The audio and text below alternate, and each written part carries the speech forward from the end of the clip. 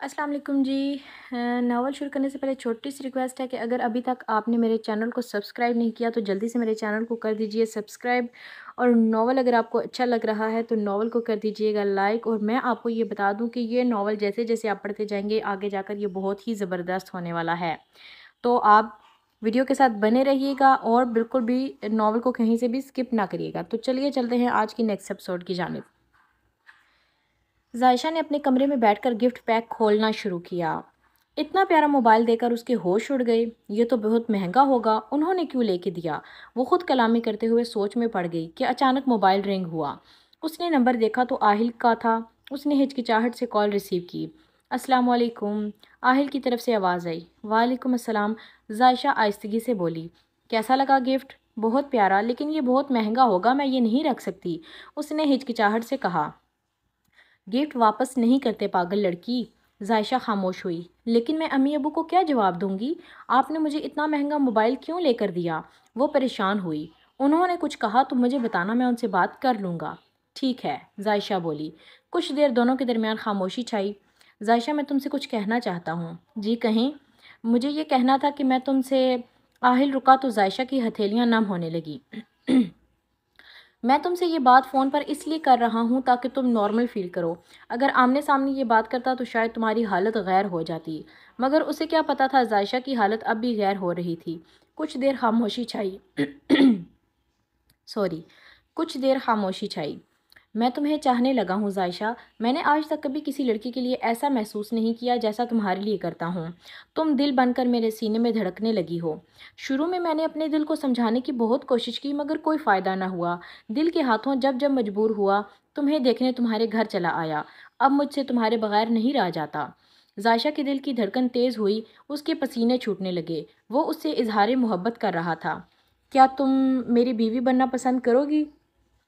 आहिल के बोलने की देर थी। जायशा ने कॉल डिस्कनेक्ट करके तकिए के नीचे मोबाइल रखा और चेहरा हाथों में छुपा लिया। वो तेज़ तेज़ सांस ले रही थी। उसका दिल संभले नहीं संभल रहा था। वो उठी और टेबल से पानी का गिलास उठाकर अपने अंदर उड़ेलने लगी। उफ, ये क्या हो रहा है मेरे साथ? उसने अपना सर पकड़ते हुए कहा। उसने अपने दिल पे हाथ रखकर थपकियां देनी शुरू की। आहिल की बातें अभी तक उसके कानों को सुनाई दे रही थीं। उधर जायशा के कॉल बंद करने पर आहिल मुस्कुराया। वो जानता था उसकी हालत गैर को हो चुकी है, मगर ये इजहार भी तो उसके लिए बहुत ज़रूरी था। अब वो जायशा के बगैर रहना उसके लिए नामुमकिन सा हो रहा था। वो जल्द अज जल्द उसे अपनी ज़िंदगी में शामिल करना चाहता था। फारिया की बर्थडे को गुजरे आज 3 दिन हो चुके थे। इन 3 दिनों में वो अपने कमरे से बाहर नहीं निकली थी। उसके पेरेंट्स ने लाख लाड प्यार से पूछा कि उसके साथ क्या हुआ है, लेकिन वो किसी को नहीं बता रही थी। वो अपना कमरा लॉक किए मोबाइल पर आहिल की तस्वीर हसरत से देख रही थी जब उसका मोबाइल रिंग हुआ। स्क्रीन पर रेहान का नंबर था। वो इन 3 दिनों में उसे कई बार कॉल्स और मैसेजेस कर चुका था, जिसमें से एक का भी फारिया ने जवाब न दिया। इस बार फारिया ने कॉल रिसीव की। हेलो फारिया। रेहान की आवाज़ में बेचैनी थी। फारिया मोबाइल कान को लगाए खामोश रही। फारिया, क्या तुम मुझे सुन रही हो? फारिया की तरफ से फिर कोई जवाब ना आया। मैं 3 दिन से मुसलसल तुमसे कांटेक्ट कर रहा था, तुम रिस्पॉन्स क्यों नहीं दे रही थी? फारिया खामोश रही। फारिया, मुझसे बात करो प्लीज़ यार, ऐसे मत करो, मुझे तकलीफ़ होती है। तुम्हें तकलीफ़ क्यों होती है रेहान? वो आहिस्तगी से बोली। क्योंकि मुझे तुम्हारी फ़िक्र है। हम सालों से एक दूसरे के साथ हैं। तुम्हें ये बात बताने की मुझे ज़रूरत है क्या? वो तंग आकर बोला। सालों से तो आहिल भी हमारे साथ है। उसे मेरी फ़िक्र क्यों नहीं? उसे तकलीफ़ क्यों नहीं होती? वो बोली तो उसकी आंखों की बाड़ तोड़कर 2 आंसू रुखसार पर फिसलने लगे। फारिया, मैं तुम्हें कैसे समझाऊं? हम जो चाहें ज़रूरी नहीं कि वही हो, लेकिन मैं जो चाहती हूँ वो मैं करके रहूँगी। रेहान, आहिल सिर्फ मेरा है, सिर्फ फारिया का। वो अज़म से बोली। फारिया, मुझे तुम्हारे इरादे ठीक नहीं लग रहे। प्लीज़ कुछ गलत मत करना यार। रेहान अब सही मानों में परेशान हुआ था। फारिया के लब दर्द से मुस्कुराए और वो कॉल डिस्कनेक्ट कर गई। रेहान सर पकड़कर रह गया। महावीरा लाउंज में बैठी टीवी देख रही थी जब सुल्तान साहब की गाड़ी का हॉर्न सुनाई दिया। ड्राइवर ने गेट खोला। उन्होंने गाड़ी पार्क की और घर के अंदरूनी हिस्से की जानिब बढ़ गए। कैसी है मेरी गुड़िया? सुल्तान साहब आते महा के पास बैठे और उसकी पेशानी पर बोसा दिया। मैं ठीक हूँ डैड, आप कैसे हैं? आज ऑफिस में काम ज़्यादा था, थकावट हो गई है। सुल्तान साहब कंधों को हाथ से दबाते हुए बोले। डैड, मैं आपके कंधे दबा देती हूँ ना। वो उठी और सोफे के पिछली जानिब खड़ी हो गई। अरे महा बेटा, ना करो, मैं पेन किलर ले लूँगा। नो डैड, आज मुझे आपकी खिदमत करने दें। वो उनके कंधे दबाती हुई बोली। کس لیے ہو رہی ہے ڈیڈ کی خدمت؟ سلطان صاحب مسکراتے ہوئے پوچھے۔ اوف ڈیڈ، آپ کیا سمجھتے ہیں میں اپنا کوئی مطلب نکالنے کے لیے ہی آپ کی خدمت کروں گی؟ آپ میرے ڈیڈ ہیں، میرا فرض بنتا ہے۔ کیا بات ہے گڑیا، آج لگ رہی ہے میری بیٹی بڑی ہو گئی ہے۔ سلطان صاحب بولے تو ماہا شرما گئی۔ لے نہیں دباتی، خود ہی پین کلر کھائیے گا۔ وہ منہ بناتی واپس ان کے ساتھ آ کر بیٹھ گئی۔ سلطان صاحب پیار سے اس کے سر پر تھپکی لگائی۔ کل شام ہمیں تمہارے فاروق انکل کے گھر ڈنر پہ جانا ہے۔ مہاویرا کو اس رات کی بات یاد آنے لگی جب اسے ڈھیروں شرمندگی کا سامنا کرنا پڑا تھا۔ ڈیڈ، میں نہیں جاؤں گی، آپ خود جائیں، میں اور شرمندہ ہونا نہیں چاہتی، وہ ناراضگی سے بولی۔ مگر بیٹا، فاروق نے تمہارا اسپیشلی کہا ہے، میں کیسے اکیلا چلا جاؤں؟ نو ڈیڈ، میں نہیں جاؤں گی، بس کہہ دیا، وہ ضدی بنی۔ ماہا بیٹے دیکھو، ابھی تم پاپا کی اچھی بیٹی بن کر خدمت کر رہی تھی اور اب بات ماننے سے انکار کر رہی ہو، ایسے تو نہیں کرتی نا اچھی بیٹیاں۔ انہوں نے ماہا کو فل ایموشنل بلیک میل کیا۔ تو ٹھیک ہے، میری بھی ایک شرط ہے۔ وہ کیا؟ سلطان صاحب جھٹ سے بولے۔ میں وہاں ویسے جاؤں گی جیسے میں حقیقت میں ہوں، مجھے بالکل بھی فیک نہیں بننا۔ مگر بیٹا وہ کیا سوچیں گے، اس دن کیسے تھی اور اب کیسے ہے؟ سلطان صاحب پریشان ہوئے۔ ڈیڈ، انہوں نے جو بھی سوچنا ہو یا انہوں نے کچھ کہا تو یہ سنبھالنا میری ذمہ داری ہے، آپ بے فکر رہیں۔ سلطان صاحب خاموش ہوئے۔ سوچ لیں ڈیڈ، آپ کے پاس کوئی اور آپشن نہیں، ماہا بولی تو سلطان صاحب مسکرا دیے۔ جیسے میری گڑیا کی مرضی۔ انہوں نے مہاویرا کی شرط مان لی۔ تو ٹھیک ہے، میں جا کر اپنے لیے ڈریس سلیکٹ کرتی ہوں، آپ فریش ہو کر آئیں، پھر مل کر ڈنر کرتے ہیں، وہ صوفے سے اٹھتی ہوئی بولی۔ اوکے پاپا کی گڑیا۔ وہ اٹھے اور اپنے کمرے کی طرف چل دیے۔ رخسانہ اور صدیق صاحب اپنے کمرے میں بیٹھے تھے جب ذائشہ ان کے پاس آئی۔ صدیق صاحب نے اپنی بیٹی کے چہرے پہ پریشانی نوٹ کی۔ ذائشہ بیٹے، کوئی پریشانی والی بات ہے کیا؟ صدیق بولے تو رخسانہ نے بھی یہی سوال کیا۔ امی، ابو، میں نے آپ کو کچھ بتانا ہے، ذائشہ بمشکل بول پا رہی تھی۔ کیا بتانا ہے ذائشہ، بتاؤ بھی، رخسانہ بولی۔ اوہو رخسانہ، بچی پہلے پریشان ہے، تم پریشر تو نہ ڈالو، اس پر وہ بتانے کے لیے آئی ہے تو بتا دے گی، صدیق نے رخسانہ کو ٹوکا۔ ٹھیک ہے، اب یہ تم باپ بیٹی کا معاملہ ہے، میں چپ ہوں۔ ذائشہ صدیق صاحب کے پاس ان کی چرپائی پر آ کر بیٹھی۔ ابو وہ موبائل دوپٹے سے نکالتے ہوئے بولی۔ اتنا مہنگا موبائل یہ کہاں سے آیا؟ ابو یہ مجھے آہل نے دیا ہے، آج کالج سے انہوں نے مجھے پک بھی کیا تھا تبھی موبائل دیا، وہ پریشانی سے رک رک کر بول رہی تھی۔ اتنا مہنگا موبائل دے کر رخسانہ بھی حیران ہوئی کیونکہ انہوں نے چھوٹے موبائل کے علاوہ کوئی اور موبائل کبھی استعمال ہی نہیں کیا تھا۔ تو بیٹا تمہیں اس سے نہیں لینا چاہیے تھا، صدیق صاحب بولے۔ ابو انہوں نے گفٹ پیک میں دیا تھا اس لیے مجھے نہیں پتا تھا کہ کیا ہوگا اس میں نے انکار بھی کیا مگر وہ نہیں مانے۔ ٹھیک ہے بیٹا، تم موبائل لو اور اپنے کمرے میں جاؤ، پریشان ہونے کی کوئی ضرورت نہیں، ٹھیک ہے؟ صدیق صاحب نے ذائشہ کو پرسکون ہونے کے لیے کہا۔ جی ابو، وہ کہتی ہوئی اٹھی اور اپنے کمرے کی جانب بڑھ گئی۔ صدیق صاحب، اتنا مہنگا گفٹ اس نے کیوں دیا ذائشہ کو؟ وہی بات ہے رخسانہ جو میں تم سے کہتا تھا، یہ لڑکا جلد ہی اپنے گھر والوں کو ہمارے گھر لے کر آئے گا، ہماری ذائشہ کا ہاتھ مانگنے۔ صدیق صاحب خوش ہوتے ہوئے بولے تو رخسانہ بھی سوچ میں پڑ گئی۔ دروازے کے باہر کھڑی ذائشہ نے بھی ان کی بات سنی اور مسکراتے ہوئے اپنے کمرے میں چلی گئی۔ فاروق ہمدانی آفس سے آئے تو شہروز کو لاؤنج میں اپنی دادوں کے گھٹوں میں سر رکھے بیٹھے دیکھا۔ کیا بات ہے، دن بدن پیار بڑھ رہا ہے دادی پوتے میں۔ پیار تو بڑھے گا، میرا فرما بردار پوتا ہے، تیری طرح تھوڑی ہے جس نے کبھی جینا مرنا نہیں پوچھا تھا، دادو فاروق صاحب کو تانا دیتے ہوئے بولی۔ فاروق صاحب شرمندہ ہو کر رہ گئے۔ ان کی بیچاری شکل دیکھ کر شہروز اپنی ہنسی دبانے لگے۔ ہائے، میرے کتنے خواب تھے کہ میں اپنی پسند کی بہو ڈھونڈوں گی، پھر اس سے اپنی زندگی کے 100 دکھ سکھ کروں گی، کبھی کبھار مزاح کے لیے تھوڑی نوک جھوک بھی کر لوں گی، مگر تیرے اس نکمے باپ نے میرے سارے خوابوں پہ پانی پھیر دیا۔ ارے میری پیاری دادو، آپ دل چھوٹا کیوں کرتی ہیں؟ آپ اپنا یہ خواب اپنے اس ہینڈسم پوتے پہ پورا کر لینا، میرے لیے اپنی پسند کی دلہن لانا۔ اب آپ خوش ہیں؟ ہیں سچی پتر، تو صحیح کہہ رہا ہے۔ دادو کو یقین ہی نہیں آ رہا تھا کہ ان کا خواب جو حسرت بن کر ان کے دل میں رہ گیا تھا اب پورا ہو سکتا ہے۔ جی میری پیاری دادو، میں بالکل سچ کہہ رہا ہوں، وہ ان کا ہاتھ چومتے ہوئے بولا۔ دادو نے خوشی سے شہروز کا ماتھا چوما اور فاروق کی طرف غصے سے دیکھا۔ فاروق صاحب اب اپنی ہی بات کرنے پر پچھتا رہے تھے۔ شہروز آج شام کو کہیں نہیں جانا، فاروق کو یاد آیا تو بولے۔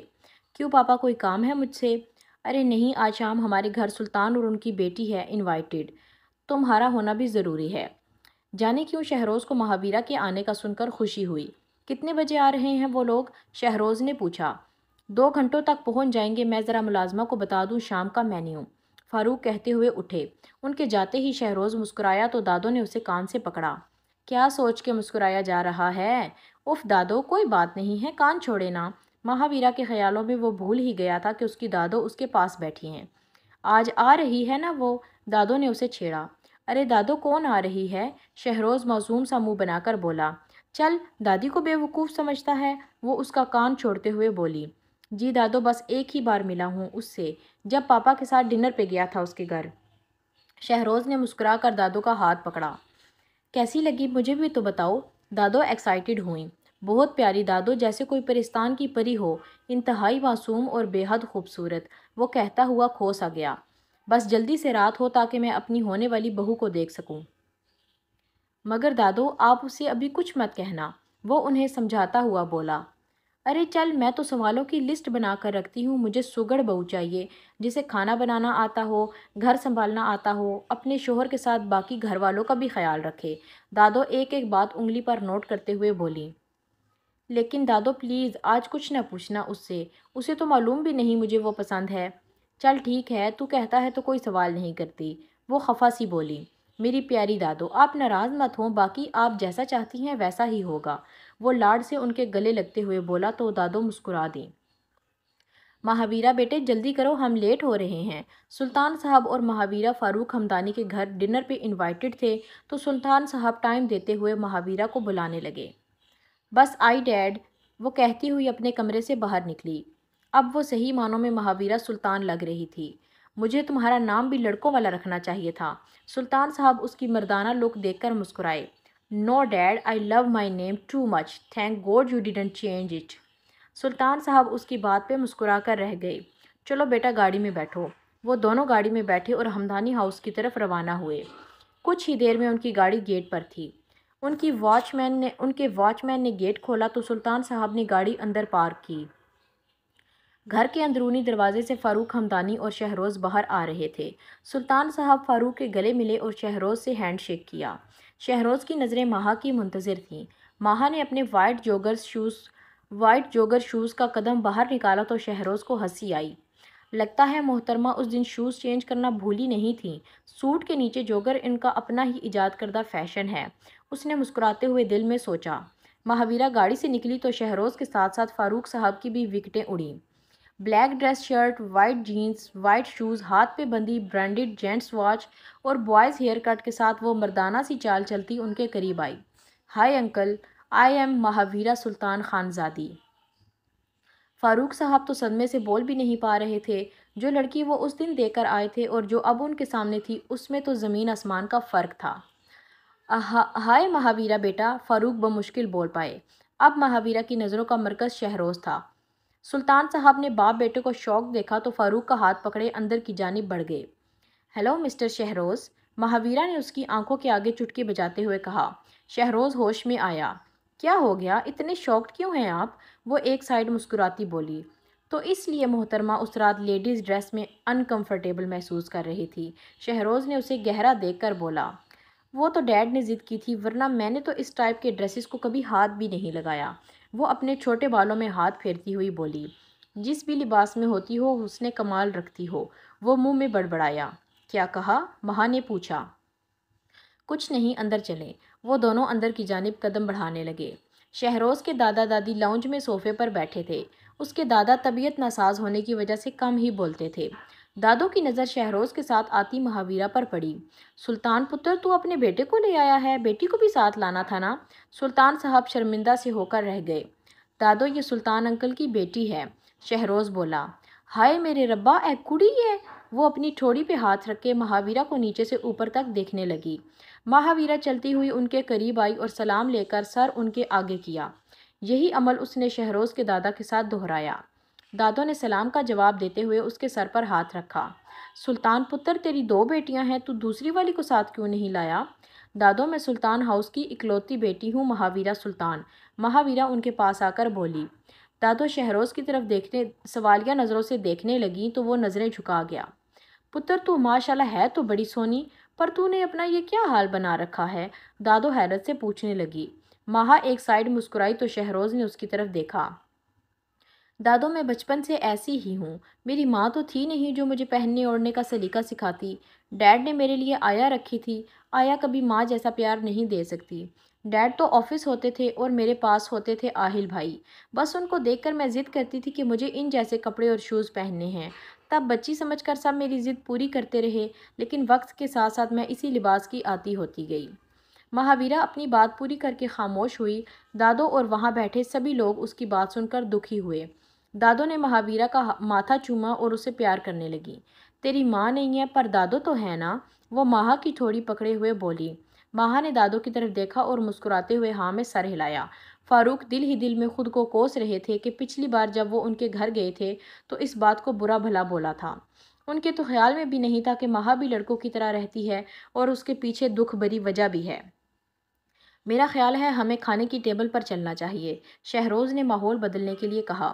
ہاں بھئی چلو، فاروق بولے تو سب اٹھ کر ٹیبل کی طرف چل دیے۔ ذائشہ تار سے کپڑے اتارنے کے لیے چھت پہ آئی۔ اس کے گھر کا دروازہ کھٹکا تو وہ چھت سے دیکھنے کے لیے آگے بڑھی۔ ہوا بھی بہت تیز چل رہی تھی۔ نیچے آہل اپنی گاڑی کے پاس کھڑا تھا۔ آہل کی اچانک نظر اوپر کی طرف گئی تو رخ بدلنا بھول گئی۔ خوبصورت مورت کے مانند چہرے پر کالی زلفوں کی لٹیں رقص کر رہی تھیں۔ آہل کی نظروں میں چاہت اتنی تھی کہ صدیوں اس مورت کو دیکھتا رہے اور دل نہ بھرے۔ رخسانہ بیگم نے دروازہ کھولا تو آہل کو چھت کی طرف دیکھتا پایا۔ ذائشہ کو معلوم ہو گیا تھا کہ اس کے گھر کا دروازہ کھل چکا ہے۔ وہ تیزی سے 2 قدم پیچھے مڑی۔ آہل بیٹا آپ، وہ اس کا دھیان ہٹانے کے لیے بولی۔ جی آہل ہوش میں آیا تو ندامت کا احساس ہوا۔ جی آنٹی میں آپ سے اور انکل سے ملنے آیا ہوں۔ اندر آؤ، رخسانہ اسے راستہ دیتے ہوئے بولی۔ آنٹی گاڑی میں کچھ سامان ہے میں اٹھا لوں۔ وہ مڑا اور گاڑی سے کچھ پیکس اٹھائے۔ آہل گھر میں داخل ہوا تو رخسانہ نے دروازہ بند کیا۔ آہل نے پیکس رخسانہ کی طرف بڑھائے۔ بیٹا یہ کیا ہے، یہ زحمت کیوں کی؟ بیٹا بھی بولتی ہیں اور زحمت کا بھی کہہ رہی ہیں، آہل نے کہا تو رخسانہ نے مسکراتے ہوئے اس کے سر پر ہاتھ رکھا۔ ذائشہ نیچے آؤ، رخسانہ نے آواز لگائی۔ آؤ آؤ آہل بیٹا اس کمرے میں آؤ۔ آہل خاموشی سے ان کے پیچھے چلتا ہوا کمرے میں داخل ہوا۔ ارے آہل بیٹا تم؟ صدیق اٹھ کر بیٹھے۔ السلام علیکم، کیسے ہیں آپ انکل؟ بالکل ٹھیک ہوں بیٹا، تم بتاؤ؟ آپ کے سامنے ہوں، آہل مسکراتے ہوئے بولا۔ اللہ تمہاری لمبی عمر کرے، ہم تمہارا ہی ذکر کر رہے تھے، صدیق صاحب بولے۔ ذائشہ سیڑھیاں اترتی ہوئی آئی، کپڑے رکھ کر کچن کا رخ کیا۔ امی کون آیا ہے؟ آہل آیا ہے۔ رخسانہ کو معلوم تھا کہ وہ چھت سے آہل کو دیکھ چکی ہے مگر اس بات کا ذکر نہیں کیا۔ مگر وہ کیوں آئے ہیں اور یہ پیکٹس میں کیا ہے؟ ان میں بہت سی قسموں کے فروٹس ہیں، رخسانہ ایک پیکٹ سے فروٹ نکالتی ہوئی بولی۔ ذائشہ کی چھٹی حس نے کام کیا، اس نے دل میں سوچا کہ کہیں آہل اس کے بارے میں بات کرنے تو نہیں آیا۔ ذائشہ سوچ کیا رہی ہو، آہل کے لیے چائے بناؤ؟ جی بناتی ہوں۔ اس نے چائے بنانے کے لیے چولہا آن کیا۔ رخسانہ کمرے میں آ کر بیٹھ گئی۔ آنٹی انکل میں آپ سے کچھ ضروری بات کرنے آیا ہوں، آہل ہچکچاتے ہوئے رک رک کر بولا۔ صدیق صاحب جان گئے کہ آہل کیا بات کرنے آیا ہے مگر خاموش رہے۔ رخسانہ بھی آہل کی طرف متوجہ ہوئی۔ ہاں بیٹا کرو، کیا بات ہے؟ رخسانہ بولی۔ آنٹی میں یہ کہنا چاہتا ہوں، آہل کے چہرے سے گھبراہٹ واضح ہونے لگی۔ بولو بیٹا کیا بات ہے، گھبرانے کی کوئی ضرورت نہیں ہے، صدیق صاحب نے آہل کو تسلی دی تاکہ وہ گھبرائے نہیں۔ انکل میں آپ کی بیٹی سے شادی کرنا چاہتا ہوں، میں اکیلا اس لیے آیا ہوں تاکہ میں آپ کی رضامندی جان سکوں، اگر آپ اس کے لیے راضی ہیں پھر ہی میں اپنی فیملی کو لے کر آؤں گا۔ وہ ایک سانس میں بولتا ہوا اپنی بات ختم کر گیا۔ صدیق صاحب کچھ دیر خاموش رہے اور رخسانہ کو تو اپنے کانوں پہ یقین ہی نہیں آ رہا تھا کہ آہل اتنی جلدی ان سے ذائشہ کی بات کرے گا۔ ہماری طرف سے بے فکر ہو جاؤ اور اپنے ماں باپ کو لانے میں دیر مت کرنا، صدیق مسکراتے ہوئے بولے تو آہل نے ان کی طرف دیکھا، اب اس کی سانسیں بحال ہوئی تھیں۔ تبھی ذائشہ ہاتھ میں چائے کی ٹرے لیے کمرے میں داخل ہوئی۔ آہل نے کن اکھیوں سے ذائشہ کی طرف دیکھا تو ذائشہ نظریں جھکا گئی۔ آہل نے چائے کا کپ اٹھایا اور ذائشہ کمرے سے باہر چلی گئی۔ تو بتاؤ کب لا رہے ہو اپنے امی ابو کو؟ صدیق صاحب بولے۔ انکل میری ماما میری چھوٹی بہن کی پیدائش پر اللہ کو پیاری ہو گئی تھیں، اب میری فیملی میں میرے ڈیڈ اور چھوٹی بہن ہی ہیں۔ بہت دکھ ہوا سن کر، اللہ ان کی مغفرت فرمائے، صدیق بولے تو رخسانہ اور آہل نے آمین کہا۔ آہل نے چائے کے کچھ گھونٹ پیے اور ٹیبل پر رکھ کر کھڑا ہو گیا۔ مجھے اب اجازت دیں۔ ارے بیٹا چائے تو پی لو، رخسانہ بولی۔ آنٹی چائے میں نے پی لی ہے، اب مجھے چلنا چاہیے۔ ٹھیک ہے آہل بیٹا، اللہ تمہیں خوش رکھے۔ رخسانہ جاؤ آہل کو دروازے تک چھوڑ کر آؤ، صدیق رخسانہ کو بولے۔ وہ ہاں میں سر ہلاتی اٹھی اور آہل کے پیچھے چل دی۔ آہل کمرے سے باہر نکلا تو زائشہ کے کمرے کی طرف دیکھا، وہ دروازے کے پاس ہی کھڑی تھی، جیسے وہ بھی اس کی ایک جھلک دیکھنے کی منتظر ہو۔ آہل نے شدت بھری نظروں سے اسے دیکھا تو وہ دروازے کے پیچھے چھپ گئی۔ آہل اس کی اس ادا پہ مسکرایا اور باہر کے دروازے کی طرف قدم اٹھائے۔ وہ رخسانہ کو اللہ حافظ بول کر اپنی گاڑی میں بیٹھ گیا۔ رخسانہ نے دروازہ بند کیا۔ وہ خوشی سے پھولے نہیں سما رہی تھی کہ ان کی بیٹی اتنے اچھے اور امیر لڑکے کی بیوی بنے گی۔ ادھر صدیق صاحب نے بھی اللہ کا شکر ادا کیا کہ انہیں زیادہ انتظار نہیں کرنا پڑا۔ کھانے سے فری ہو کر سلطان اور فاروق آپس میں باتیں کرنے لگے۔ شہروز نے مہاویرا کو لان میں گھومنے کا کہا تو سلطان صاحب نے بھی مہا کو شہروز کے ساتھ جانے کا کہا۔ اب وہ دونوں لان میں چہل قدمی کر رہے تھے۔ دونوں کے درمیان خاموشی تھی۔ شہروز کی نظریں بار بار اس کو دیکھتیں۔ اسے مہاویرا اس لک میں بھی حسین لگ رہی تھی۔ کیا ہابیز ہیں آپ کی؟ شہروز نے خاموشی کو توڑا۔ بہت سی ہیں لیکن لانگ ڈرائیو زیادہ پسند ہے۔ نائس، وہ مسکرایا۔ ایک بار پھر خاموشی چھائی۔ کوئی ہے آپ کی لائف میں؟ شہروز نے پوچھا تو مہاویرا کی سوچ میں فوراً بلال آیا۔ نہیں، کوئی نہیں ہے۔ اسے جھوٹ بولتے ہوئے دکھ ہوا۔ بلال اس کا شوہر تھا۔ وہ بھی چاہتی تھی اپنے نام کے ساتھ بلال کا نام لگا کر سب کو سرِ عام بتائے۔ مہاویرا کا جواب سن کر شہروز کو سکون ملا۔ اب وہ آسانی سے فاروق صاحب سے اپنی اور مہا کی بات کر سکتا تھا۔ اور آپ کی لائف میں ہے کوئی؟ مہا نے خاموشی دور کرنے کے لیے سوال کیا۔ اب تک تو نہیں تھی مگر اب ہے، وہ معنی خیز بولا مگر مہا اس کی بات سمجھ نہ پائی۔ وہ دونوں پھر خاموشی سے چلنے لگے۔ چلتے ہوئے مہاویرا کا اچانک پاؤں مڑا۔ وہ گرنے ہی والی تھی جب شہروز نے اس کی کمر میں ہاتھ ڈال کر اسے اپنی طرف کھینچا تو مہا اس کے سینے سے آ کر ٹکرائی۔ شہروز اسے بھٹکی نگاہوں سے دیکھ رہا تھا۔ مہا کا سانس اٹک گیا۔ وہ بلال کے نکاح میں تھی اور ایک غیر مرد نے اسے اپنی گرفت میں لیا ہوا تھا۔ وہ اسے دھکا دیتی ہوئی 4 قدم پیچھے مڑی۔ اسے شدت سے ندامت ہو رہی تھی کہ وہ اس کے ساتھ لان میں کیوں آئی۔ ادھر شہروز مہاویرا کے ری ایکشن کو اس کا شرمانا اور گھبرانا سمجھ بیٹھا۔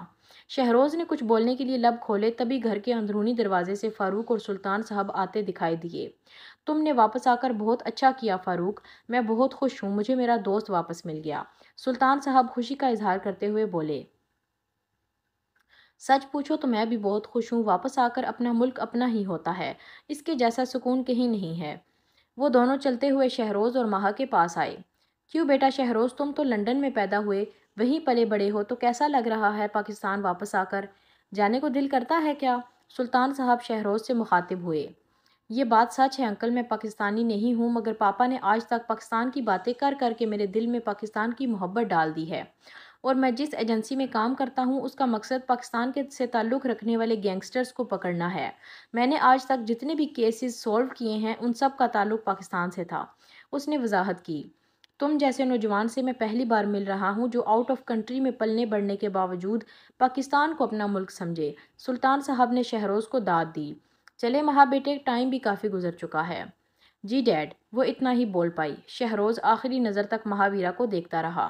وہ دونوں گاڑی میں بیٹھے اور گاڑی گیٹ سے باہر نکالی۔ بلال کا آدمی وکاس جو اندھیرے میں چھپے ہوئے شہروز کے گھر پر نظر رکھے ہوئے تھا، اس گھر سے باہر آتی گاڑی میں مہاویرا کو دیکھ کر حیران ہوا۔ اس نے ٹائم ضائع کیے بغیر بلال کا نمبر ملایا۔ ہیلو بھائی، وہ تیزی سے بولا۔ ہاں کہو، کیا بات ہے؟ بلال نے جواب دیا۔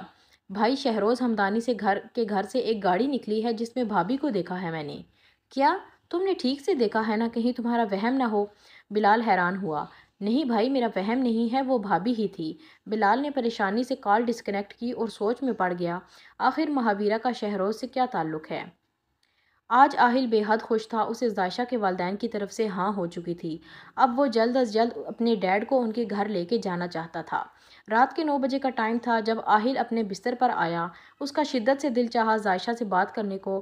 اس نے پینٹ کی پاکٹ سے موبائل نکالا اور زائشہ کو کال ملائی۔ زائشہ کچن سمیٹ کر اپنے کمرے میں آئی تو اس کا سیل رنگ ہو رہا تھا۔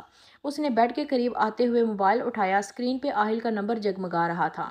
اس کے دل نے 200 کی سپیڈ پکڑی۔ وہ یہی سوچ رہی تھی کہ کال ریسیو کر کے بولنے کی ہمت کیسے کرے گی کہ کال ہی بند ہو گئی۔ وہ موبائل ہاتھ میں لیے بیڈ پر بیٹھی اور آہل کے دوبارہ کال آنے کی منتظر تھی۔ آہل نے جب دیکھا کہ زائشہ نے کال ریسیو نہیں کی تو اس نے پھر سے کال ملائی، یہ سوچتے ہوئے کہ اب بھی اس نے ریسیو نہ کی تو صبح کالج ٹائم جا کر اس کی کلاس لے گا۔ آہل کی پھر سے کال آئی تو اس نے ریسیو کر کے موبائل کان کو لگایا۔ السلام علیکم۔ آہل کی دلکش آواز زائشہ کے کانوں میں پڑی۔ وعلیکم السلام۔ زائشہ بولی تو آہل کو لگا کہ کسی نے میٹھا شہد اس کے کانوں میں گھول دیا ہو۔ کیسی ہے میری ہونے والی منکوحہ؟ आहिल बेतकल्लुफ़ी से बोला तो जायशा के रुखसार सुर्ख हुए। मैं ठीक हूँ, वो इतना ही बमुश्किल बोल पाई थी। आहिल की खैरियत मालूम करने के लिए उसके पास हिम्मत न थी। आहिल उसकी हालत जानकर एक साइड मुस्कुराया। कहाँ थी, कॉल पहले क्यों नहीं रिसीव की? जी कुछ मसरूफ़ थी घर में, वो बोल के फिर से खामोश हुई। अगर तुम मेरी ये कॉल भी रिसीव न करती तो मैंने सुबह तुमसे मिलने आ जाना था। जी? जायशा के रोंगटे खड़े हुए। हाँ, अब इतना तो हक बनता है, जल्द ही मिसिज़ आहिल खानज़ादा जो बनने वाली हो। जायशा शर्म से पानी हुई। आहिल के मोबाइल में किसी की कॉल आने लगी। उसने देखा तो रेहान का नंबर था। उसने इग्नोर किया कि फिर बात कर लेगा, क्योंकि अभी वो जायशा से बात कर रहा था। दिल तरस रहा है तुम्हें देखने के लिए। आहिल ने खामोशी को तोड़ा। जायशा को समझ नहीं आ रहा था वो क्या करे। आहिल मुसलसल ऐसी बात कर रहा था जिससे वो बोल नहीं पाती थी। कहो तो तुम्हें देखने आ जाऊं? नहीं प्लीज़ ऐसा मत करिएगा। जायशा उसके आने की बात सुनकर झट से बोली। आहिल के खूबसूरत होंठों पर मुस्कान के रंग बिखरे। अच्छा तुम कहती हो तो नहीं आता। चलो एक डील करते हैं। शादी से पहले पहले तुम्हें अपनी जितनी बातें मनवानी हैं मनवा लो, और शादी के बाद मेरी मर्जी चलेगी। वो शरारत से कहता हुआ उसे छेड़ने लगा। जायशा ने अपनी हिरनी जैसी आंखें हैरत हैरत से बड़ी कीं। वो उसे जवाब तो देना चाह रही थी मगर उसमें हिम्मत नहीं थी। उधर आहिल को बार बार रेहान की कॉल्स आ रही थी। उसे मालूम हो गया था ज़रूर कोई अहम बात है, वरना रेहान ने कभी इस तरह नहीं किया था। अच्छा जायशा, मैं तुमसे फिर बात करूँगा, अभी मुझे ज़रूरी कॉल आ रही है। जी ठीक है, जायशा बोली तो आहिल ने कॉल डिस्कनेक्ट की। फिर उसने रेहान का नंबर मिलाया तो रेहान ने फ़ौरन कॉल रिसीव की। क्या बात है रेहान, खैर तो है? आहिल बिल्कुल भी खैर नहीं है, तुम अभी मुझसे क्लब में आकर मिलो। वो जल्दी में बोला। लेकिन बताओ तो हुआ क्या है? आहिल भी परेशान हुआ। आहिल बात तफसील से करने वाली है, कॉल पे नहीं बता सकता। मैं ड्राइव कर रहा हूँ क्लब की तरफ, तुम भी आ जाओ। ओके मैं आ रहा हूँ। आहिल अब परेशान था। ऐसी क्या बात है जिसके लिए रेहान ने उसे स्पेशल मिलने के लिए कहा है?